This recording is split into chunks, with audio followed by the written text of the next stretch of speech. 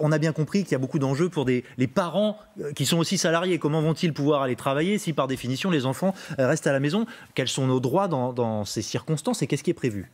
Eh bien, tout d'abord, vous l'avez entendu, le ministre de l'Éducation nationale appelle tous les parents à s'organiser avec, par exemple, un parent à la maison, le second au travail, ou à télétravailler tant qu'ils le peuvent. Mais évidemment, beaucoup de parents ne peuvent pas télétravailler ou garder leur enfant.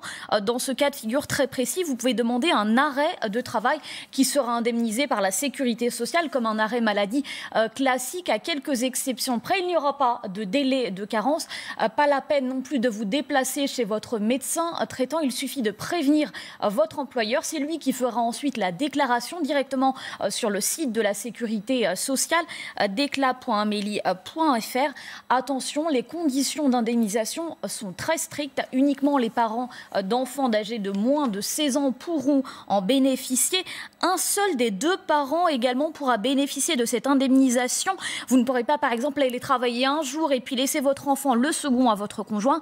Ça risque d'être notamment très compliqué pour les enfants de parents divorcés en garde alternée, par exemple. Le salarié devra également fournir une attestation sur l'honneur prouvant qu'il est bien le seul des deux parents à avoir fait cette demande.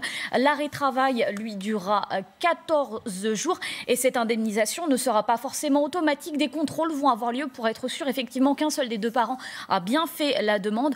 Petit point très important qui inquiète à mon avis de nombreux parents, vous allez percevoir exactement le même salaire comme pour un arrêt maladie classique. Une partie sera prise en charge par la sécurité sociale, la seconde par votre employeur. À noter qu'un système a été mis en place pour les enfants des médecins, des infirmiers, des aides-soignantes, un système de garde spécifique mis en place par le gouvernement, région par région. C'est en tout cas ce qu'a annoncé hier soir le président de la République. Bon, on voit que ça nécessite de l'organisation. On l'aura bien compris grâce à vous, Nivine Potros.